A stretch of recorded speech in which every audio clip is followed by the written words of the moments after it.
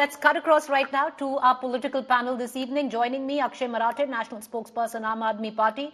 Dr. Guru Prakash Paswan, National Spokesperson. Okay, we don't have Dr. Guru Prakash Paswan from the Bharatiya Janata Party. We're going to just give out the name there. Aishwarya Mahadev, National Spokesperson, Congress. Aishwarya Mahadev, you just heard your own ally, Mr. Sawant there from the Shiv Sena, and he made it very clear that maybe your state units should put a lid on it to not, and not go out and make these public statements. Good evening, Preeti. I think at the end of it, the national leadership recognizes that there is a balance that has to be struck between aspirations and also the existence of opposition parties as a whole. And I think that is the larger chord that the national leadership is striking, which is why my party leadership has had meetings with state leaderships of several states, and we're also set to have far more towards, in the upcoming days. But Preeti, before I get into that, I believe that there's a large part of how, when there's ignominy and disagreement between the coalition partners of the BJP, whether it was INLD, LJP, you saw the NPP, even the JDS now currently, and the Akali Dal, you didn't see the sort of hublu that you're seeing now today. Let's make things very clear. The opposition parties, it is a question of survival because of the anti-democratic way in which this BJP so-called touted juggernaut is functioning. There is a certain amount of give and take that has to be put out. My colleague from the Shiv Sena also did point out, and the leadership is going to iron it out. Whether it's Mallikarjun Kharge Saab, whether it is the different leaders of different outfits, all of them recognize this need.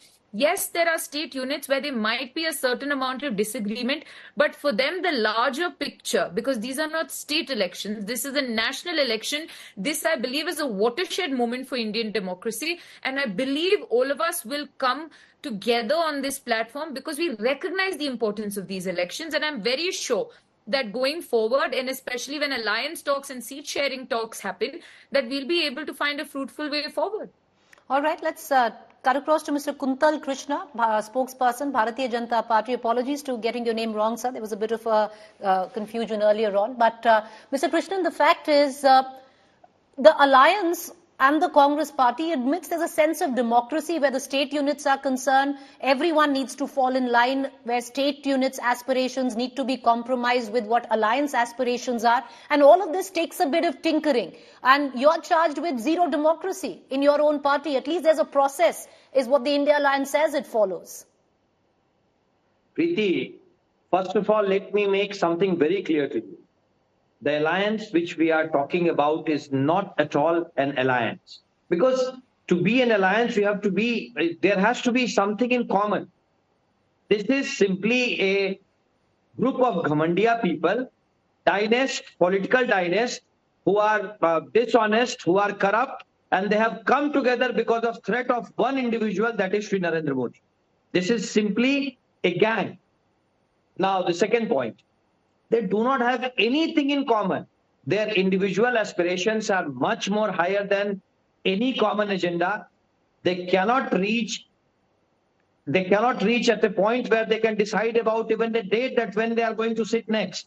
So when they talk about common minimum program, their face, they cannot, I guarantee you, this gang cannot reach at any consensus because their individual aspirations are much, much bigger than what they are perceiving. They are here to fight something very big. At one hand, we have got a very clear Modi ki guarantee. We have got a very clear organization. We have got a BJP is there out with their own agenda. And this gang, they do not have anything in clarity. So when you ask me that we do not even want to talk about this alliance and we do not want to waste any time on this. Okay. Akshay Marathe, I want to bring you in. There's one thing that the BJP spokesperson said that makes sense. Whether you like it, you dislike it, how you perceive it, that's all separate. But the messaging of the BJP is very clear. They firmly have a prime ministerial face. Your alliance is nowhere near that decision yet. On the other hand, they have their messaging is very clear. You know, you have the Viksit Sankalp Yatra, which ties into the La Bharati plan, which ties into the last mile delivery. Then you have the Ram Mandir. Then you have the nationalist agenda. It's very, very clear and very sorted. Till now, we don't even know what the narrative and the messaging of the India Alliance is. Preeti, I think it is very clear what the narrative and the messaging of the India Alliance is. Look, India is going through a phase where we have a dictator who does not allow democratically elected state governments to function. Now, whether it is Shiv Sena or Congress in Maharashtra or Aam Aadmi Party or Congress in Delhi, Punjab or Samajwadi Party or any other state party for that matter, even if they win state elections, you have a Mr. Modi who sends their governors to those states and disrupts all state functioning, whether it is through blocking of legislations or in Delhi, it is blocking of even executive actions by the Aam Aadmi Party government. So the common agenda between all of these parties is to restore a semblance of democracy that our founding fathers, our freedom fighters have fought very hard to establish in India. And the BJP is directly standing in opposition to that idea of democracy. So that is a very strong and powerful idea that BJP will not understand. I understand if it doesn't make sense to them because their founding principles are of autocracy and dictatorship. They took inspiration from Mussolini and Hitler when their party was formed. So I understand if it doesn't make sense why India Alliance parties are coming together. But tell me something, if the BJP was not scared of the India Alliance coming together, how is it that the first parliamentary session after the alliance was formed and established, 141 MPs of the alliance? You know, that's the question. I'll take that question to Mr. Krishnan and go back to Aishwarya Mahadev.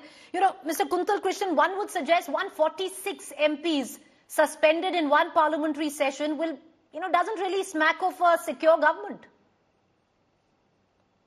Preeti, BJP is hell-bent upon giving India everything which India deserves.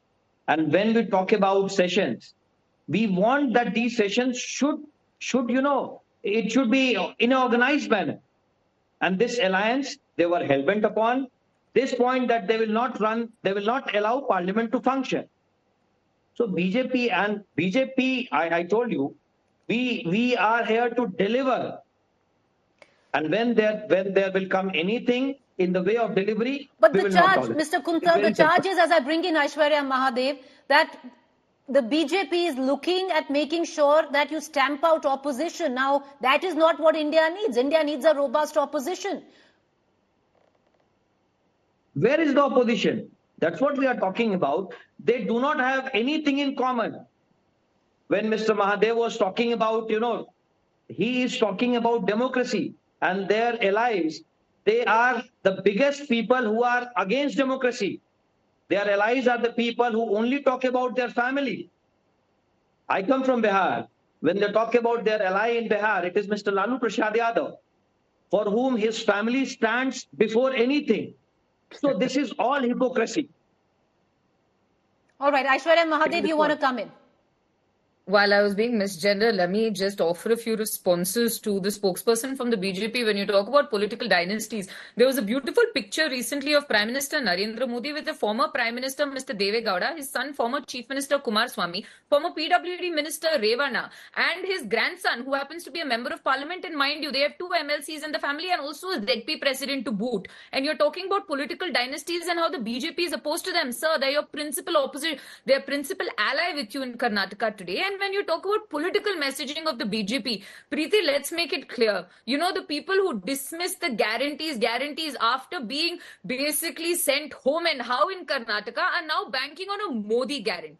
But let me make it very clear, especially for people whose IQ doesn't seem to range beyond at least close to the number of seats they have. Preeti, it is very simple. What is common between all these parties is that we stand for the idea of India. We stand for democracy, which obviously the BJP doesn't believe in. We stand for the fact that India is a land of diverse ideas where everybody has an equal right. And when you talk about what Modi ji and the BJP has guaranteed, whether it's unemployment, whether it's price rise, whether it's unprecedented rise in the sort of crimes against people, and the fact that you have demolished democratic institutions. That is what we're fighting. But Aishwarya Mahadev, isn't it ironic? Because if your guarantees worked in Karnataka, you took the same guarantees to the Hindi heartland, and it was the Modi guarantee which worked there, Aishwarya.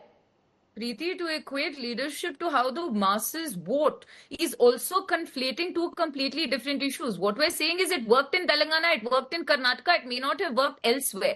But we're willing to work together with all, because state elections are completely different from the narratives of a national platform. And here you do see a lot of opposition parties that have been a constant target of the BJP and all their machineries and machinations and the governors trying to bring them down and their democratically elected representatives. So the national narrative is completely different from what may have worked with states, which is why that the India Alliance is working together to ensure that not only will we have seat sharing on a basis of respect, but we will also ensure that we have the highest... All right, but many are looking at on when that will happen. Mr. Kuntal, please respond to the charges.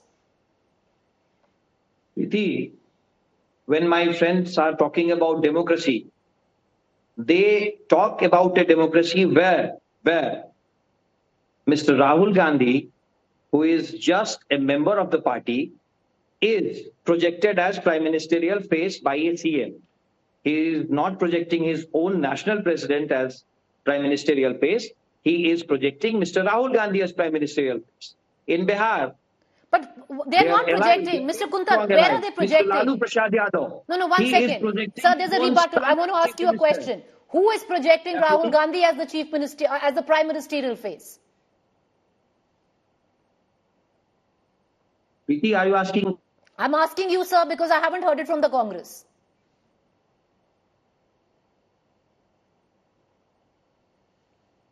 Mr. Kuntal, the question is for you. Who is projecting Rahul Gandhi as the prime ministerial face?